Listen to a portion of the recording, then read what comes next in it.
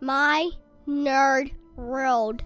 And welcome to it, a Star Wars show. I'm your host, Jon Justice, and thank you so much for checking out another episode this week. As always, if you want to email, TalkShowNerd@gmail.com. And if you want to support my nerd world and you like science fiction, if you like to read science fiction or listen, check out the science fiction space opera series EMBARK, available on Amazon.com or mynerdworld.net. But go to Amazon.com and search for EMBARK, EMBARK, and Jon Justice, and there you will see all 7 books in the series, available in ebook, Kindle Unlimited, paperback, hardcover, and audiobook. All right, let's talk about ACOLYTE episode 4.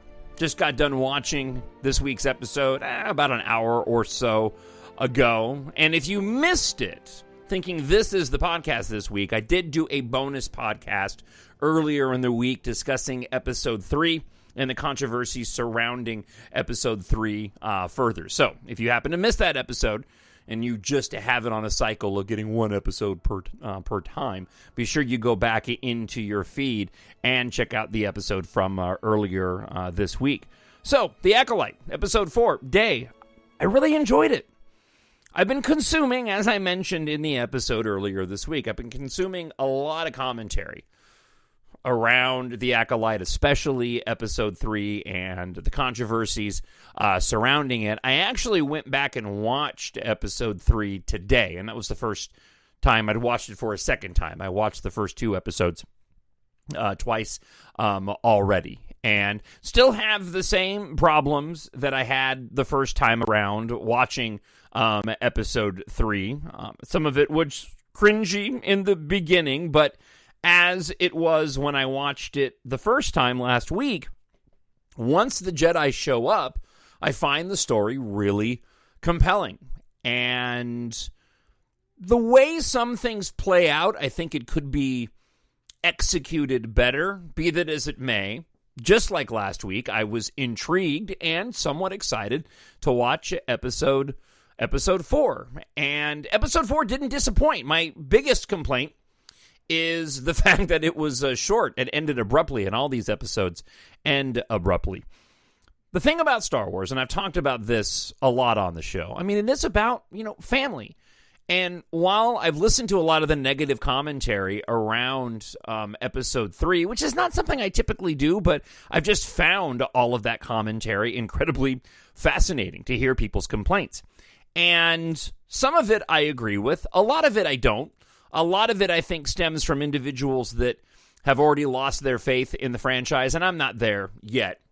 And they are simply unwilling to allow the story to play out so we can get some answers. Criticisms that I hear, and I mentioned this on the bonus episode, but Jedi Corbijn, and why would he kill himself based off of what we saw in the flashback that took place 16 years ago? He's clearly injured at the end of episode 3. Something else happened. And we don't have the full story of still what went down in the Witches' Coven. Watching it a second time around, I thought it was interesting because I did pick up on the fact that after May went and set fire to Osha's Jedi journal and the fire began to spread, it didn't seem quite as jolting that the fire spread as quickly. Watching it the first time, it seemed like that fire in the Coven spread a lot faster, and that there didn't seem to be a rational explanation, and I didn't really catch that this time. I think it was just the way some of the edits were done. The one thing I did notice, though, was that when Osha uses the tool to go into the tunnel and then through that back entryway before she ends up in that generator room, you have a big explosion before you see the massive generator explosion, and you hear all the witches scream. I didn't pick that up the first time. Now, later, we see the witches all laid out dead. We don't see the second mother, which raises a lot of questions. And I've heard people commenting that, well, perhaps the Jedi killed them, and we don't see them burnt or scarred or anything. And I don't think the Jedi killed them. I think there's a possibility that it might have just been a production issue, where they didn't really take the time for such a quick shot to add in burn marks and damage to the individuals. Like I said, if you go back and listen to that scene as OSHA's making her way through the hallway in episode 3, she looks up and you can see like a window up on the ceiling, and you hear the big explosion. You can just hear them all scream, and then shortly afterwards you get that really quick shot before she walks through where the dead witches are. And I think it might have just been a production issue. Maybe they didn't want to spend the money to go and do makeup on everybody, and we're just supposed to assume the blast killed them. Either way, we're going to get more backstory on what happened during that event 16 years ago from that particular episode. But this is where people aren't giving the show enough time to breathe. I do have one, just, it's not even really a complaint because it's not really bothering me watching The Acolyte. It certainly bothered me more watching other Disney live-action Star Wars shows, and that's the production value. Kenobi, it's understandable because that was done during COVID, and the teams working around it were a lot smaller. I don't think they had the budget that The Acolyte had. I think The Acolyte looks a lot better. I've mentioned this before. I think that the whatever filter they're using on the show, I think it lends itself to enhancing the production where it doesn't look quite as crisp. Be that as it may, it's really fascinating to me that, they're dropping $180 million for this particular series, and yet you go watch a series on Max like House of the Dragon, the Game of Thrones prequel, and the production is just, at least in my view, it's leaps and bounds better than what you get in these live action Disney shows. And I don't understand why that is. And maybe I'm being unfair and I should look with a more critical eye when I watch House of the Dragon, and I would notice that the production isn't as good. The production is not as good on House of the Dragon as it was for the original Game of Thrones. But I don't quite yet see all the money that they put into it being shown on screen. Now, that being said, I'm not really taken out of any of The Acolyte because of the production. I just wish it could be a little bit better. And again, I think Andor is the gold standard in terms of quality production of Star Wars live action shows. But let's get into a bit of this episode 4, and I want to share my thoughts. Spark that'll light the fire that'll burn the First Order down. In terms of events, we really don't have a ton happening, right? We have the Jedi that are getting together on Coruscant, the mission to go and seek out May. Vanestra wants to determine who trained her. Clearly, she's been trained by somebody, and this is of importance to them. We do see Ki-Adi-Mundi, a Jedi that we know from the prequel series films. And there is controversy surrounding him. I'm going to go and address that here in just a moment. But this is where the fandom isn't being fair with this particular criticism. We see a moment that I thought was really interesting where Osha is about to leave the planet and she doesn't say goodbye to Sol. He confronts her before she leaves and asks her to join him on this mission when they go track down May, explaining to her that May and her eyes kind of lit up when she found out that her sister was alive, and he believed that there was good in her. And Osha saying that, she killed people and she's hesitant to believe that she could come back from the dark side where she is. What was interesting was that there was a brief moment where Osha perked up because she thought that Sol was going to ask her back to join the Jedi. She's like, do you want me to come back to the Jedi Order, when he first makes the request for her to join them?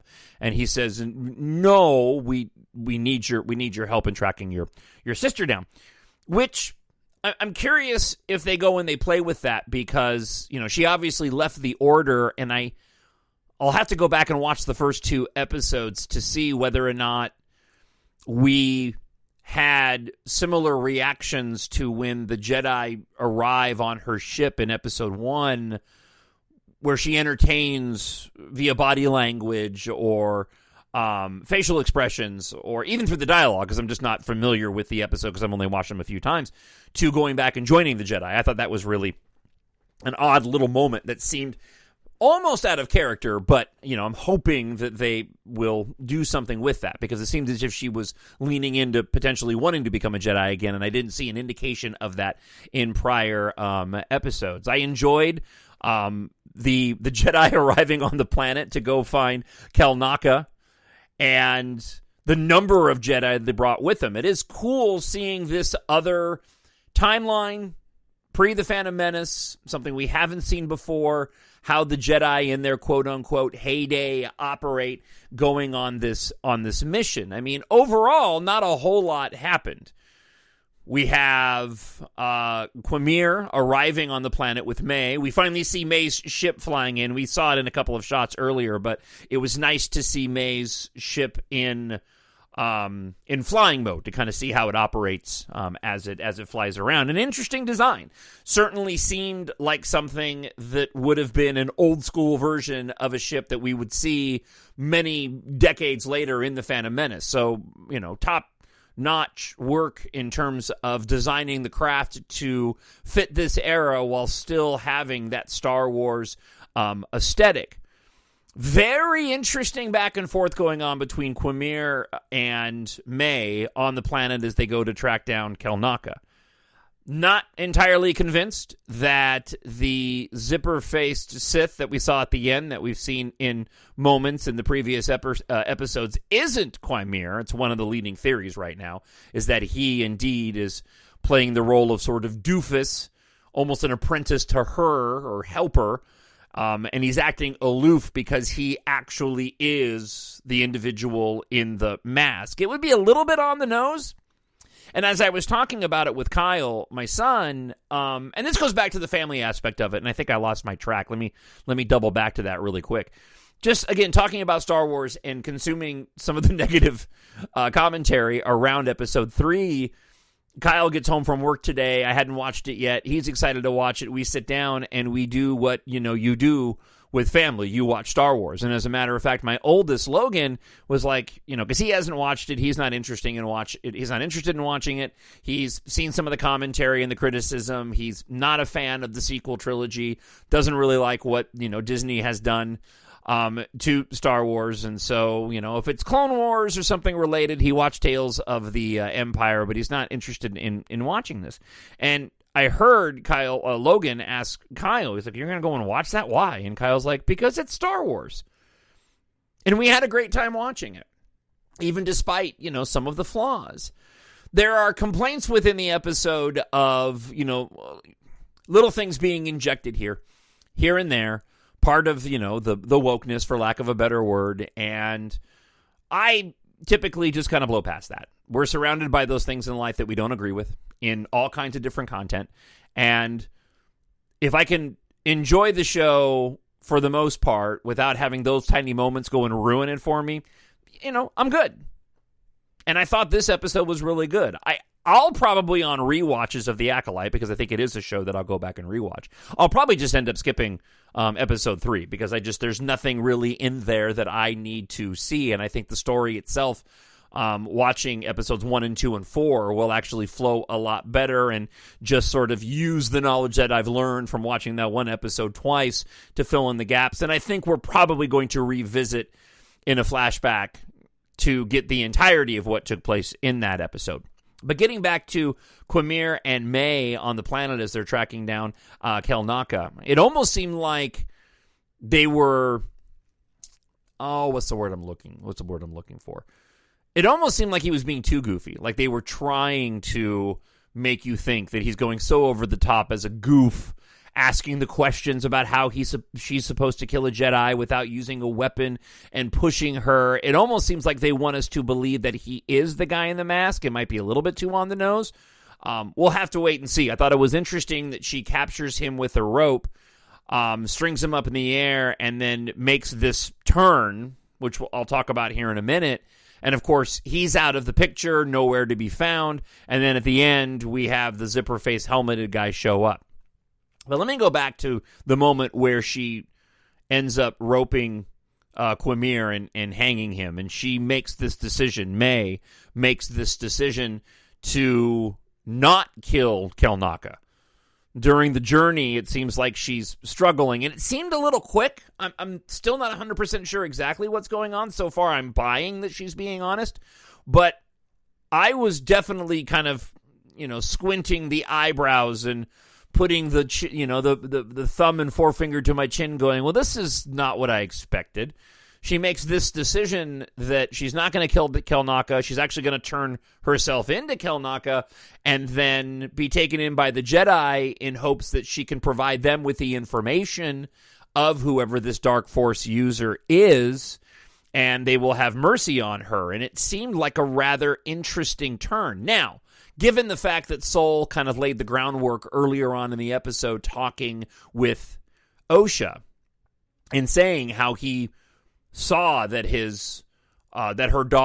sister, her tone shifted when she found out that she was alive, I think was kind of the setup and the precursor in establishing the fact that that's what we see later on in the episode.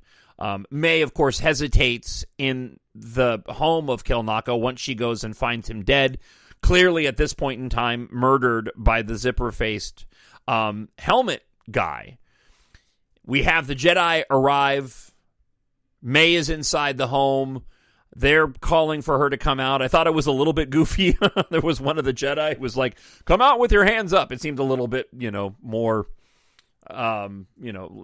police officer mode. But I guess this is what the Jedi were doing, we're doing in this point in history. I just thought it was of the timeline. I just thought it was very Dragnet. Come out with your hands up, this kind of thing.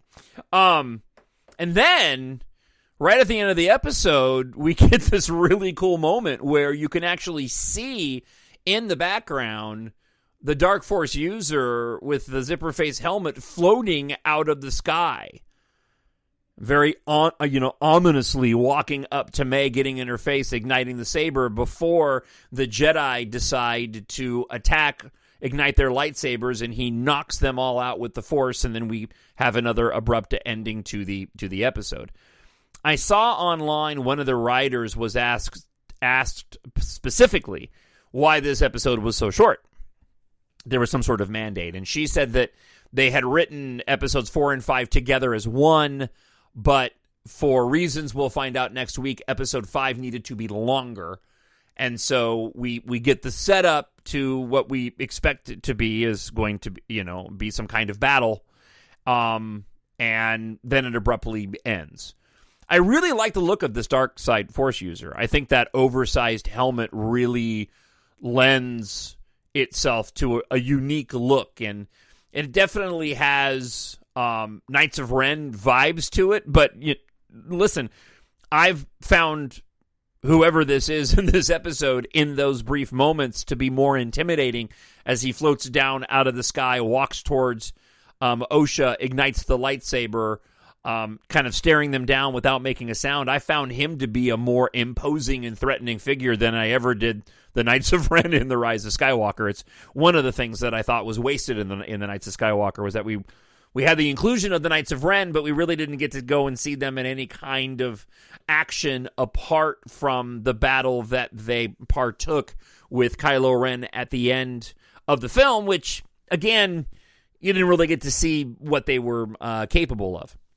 Overall, I really enjoyed the show, and I'm excited for next week's episode, despite all the controversies around it. Now, getting back to the criticisms immediately about this episode, it seems to be focused on the addition of Kai Adi-Mundi.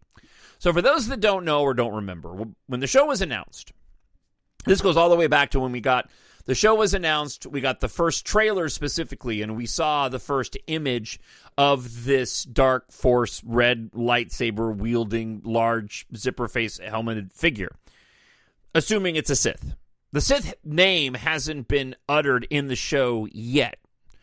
But when you go to the Phantom Menace, the Jedi Kai Adi-Mundi, in the Phantom Menace, when they're discussing the potential of the return of the Sith after the discovery of Darth Maul, he makes the famous quote, he says the famous quote of, "The Jedi have been extinct for a millennia."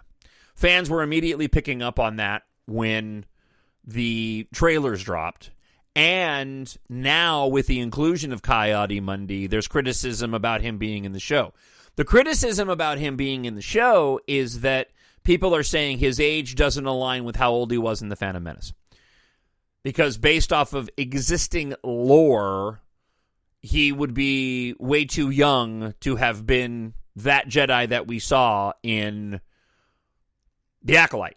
Okay, so if to have him look the way he does in The Acolyte, he would be dead or really old by the time we get to The Phantom Menace.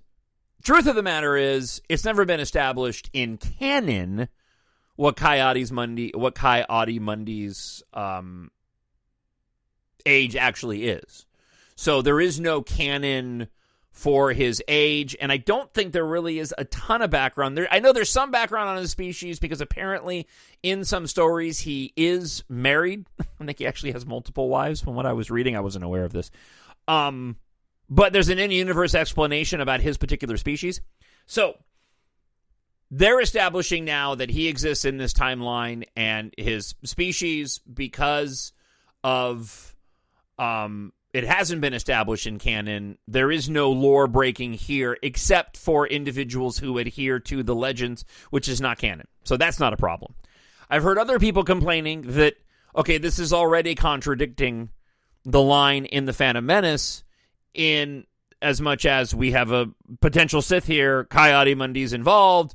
How does this go down? I think it's pretty clear. For me, I thought this was obvious. They included Coyote-Mundi to answer the question of why he makes that statement in The Phantom Menace. There's no other reason to do it.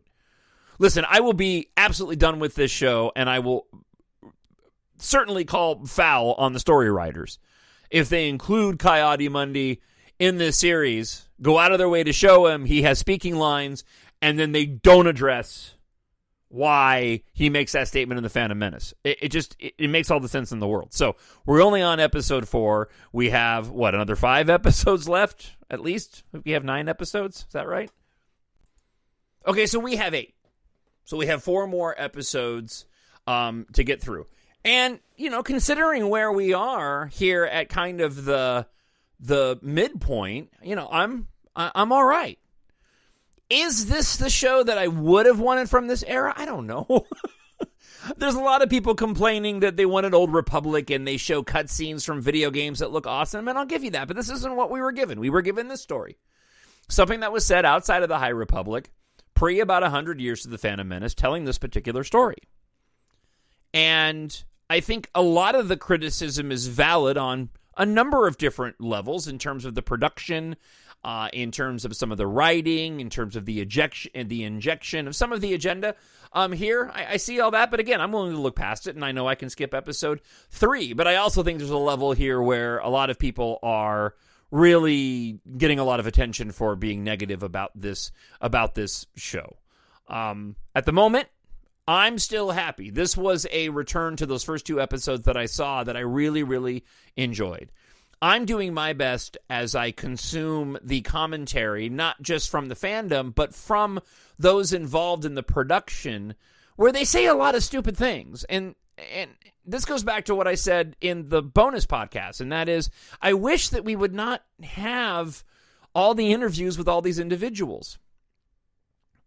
One of the key Jedi in the show has been on record a couple times making comments in multiple interviews saying how Anakin Skywalker destroyed the Death Star and killed millions of people, and that there is no good guys or bad guys. I mean, these are stupid, really ignorant comments, but I'm not looking to that actor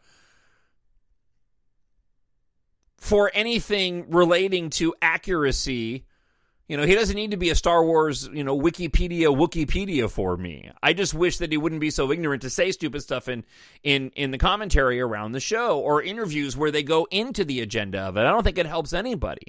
I don't think it helps the future of Star Wars. Be that as it may, that's where we are. So I ignore all of that because those are real actors giving their opinion. They're ignorant to a lot of Star Wars lore. That's on them. That's not happening in the show, at least the commentary that they're doing. So you shove that aside and just enjoy the show for what it is, and it's a lot of fun, and it's really intriguing. Would I want Leslie Headland to go and do another series? Probably not. But for where we are so far, despite some of its flaws, I'm still enjoying The Acolyte more in terms of Star Wars storytelling and giving us something new than I certainly did Book of Boba Fett or Kenobi, and I'm excited to see where this goes. I also think that a lot of the criticism surrounding Acolyte is going to potentially remedy itself, and I'm maybe being optimistic here.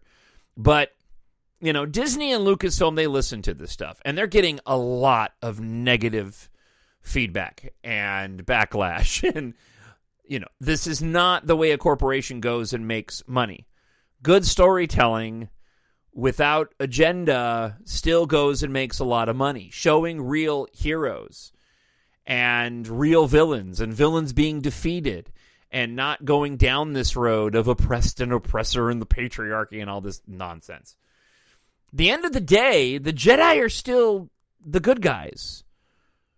And this was something that in the show, and we'll see where it goes. We don't know exactly what their involvement was in the Witch's Coven, so I don't know how negatively the Jedi are going to be portrayed. But I think a lot of people are frustrated, and for good reason, that there's concern that when it comes to the storytelling now around Star Wars, is that they are taking this, there is no good and bad side, that the dark side has some good in it, and the light side has some bad in it, and that's just not the case. The Jedi are always the good guys, and those that use the dark side of the Force are always the bad guys. And even though the Jedi are flawed, and they are shown to be flawed, misreading prophecies, going beyond what they are supposed to do in the prequel series, they are still ultimately the good guys in all of this. There were memes a number of years ago where, and this was still surrounding when commentary around terrorism was still, pretty high. Within years after 9/11, but, people were still talking about it in concerns of terrorism. And they were drawing, in comparisons to Luke Skywalker and Rebels going in and blowing up the Death Star and, Twin Towers and all this kind of stuff. And it's interesting because now full circle, you actually see some of that commentary coming from the actors who are portraying these characters in the show, and a lot of that's just a byproduct of the education that they've received. But in terms of the storytelling, I think they're still getting it right. We'll wait. We'll see how the rest of this series shapes up. But I really enjoyed episode 4. I'm looking forward to watching it again. As a matter of fact, my plan is to watch episodes 1, 2, and then 4 together and sort of see those 3 episodes together and just pull out that episode 3. So, before I let you go, I did get one listener feedback because I did the majority of the email from last week's show in the bonus episode earlier this week. So let's get to your comments. I need someone to show me my place in all this. Friend of the show, Edwin Lowe, writes, I'm glad to hear you said that Leslie says that there are 3 baddies in the show. And in previous commentary, she talked about there being, the Master, the Apprentice, and the Acolyte. I was fearing Mother Coral might be the person in the helmet. And I know some people have speculated that. I don't think that's the case. I would be disappointed, but I still need to see the whole season to judge. I do like the mystery feel of it. And I should be patient to see it week by week, even though I wish as well that they would have put it all out at once. Yeah, I think it really would have benefited them to put it all out at once. But it would be uncharacteristic, and they've never done it before, if I'm not mistaken. No, not with the Disney Star Wars shows. If they release it, if they now release it all at once, Disney, Star Wars, Marvel always went with the weekly shows, except for the show Echo. That's true. And I think they released Echo all at once because the expectation was that Echo wasn't going to do very well, and I never went and watched Echo, so case in point. They had a lot of confidence, it was clear, going into the release of The Acolyte. So, again, they decided to go ahead and release it on a weekly basis. But right now, in my own personal opinion, I'm loving it, and I can't stop thinking about the theories and listening to everyone's feedback, and that's always a good thing. You're getting a reaction. Hope all is well with you. Keep reviewing the show, and we'll see where it goes. Thank you, and God bless Edwin. Thank you, Edwin. I definitely, I appreciate that. And, the show is doing one thing, and Edwin's right. And this is something that Star Wars needs. It needs the speculation. we didn't get this level of speculation within the storytelling of Ahsoka, even though I like Ahsoka abundantly more than I do the Acolyte. But this is what Star Wars thrives off of. And people are talking about Star Wars again. And good and bad, there is still a level of, if people are talking about you, that's potentially a good thing. It remains to be seen how good it'll be for Star Wars. The individuals that are saying, I'm done with it, they're still watching every single episode. And they're still making, a lot of videos talking about it, which is making people curious. So while I imagine that Disney and Lucasfilm would love to this be an over-the-top hit, I also have to believe that at the end of the day, they're probably pretty pleased that people are talking about it as much as they are and bringing attention to it. Overall, out of Episode 3 into Episode 4, I'm a pretty happy Star Wars fan. So we'll see how things shake out next week. Now, speaking of which, a bit of a programming note. There probably will be an episode. I'm going to try to get one out on Episode 5, but I will be taking the following week off for vacation. So I'll return back on the week of July 8th with my reviews of Episodes 6 and 7. So I'll be to the penultimate episode and the previous one the next week back. So just so you know, there'll be a bit of a break in the podcast when I go on vacation, but I will try to get on an episode next week for Episode 5. What do you think? As always, talkshownerd@gmail.com. Drop me an email, and I will share that and give you my thoughts on next week's show. Until then, I hope wherever you are, you're happy, I hope you're healthy, and I hope you're safe. God bless. I'll talk to you then. Bye. The Force will be with you, always. My Nerd World.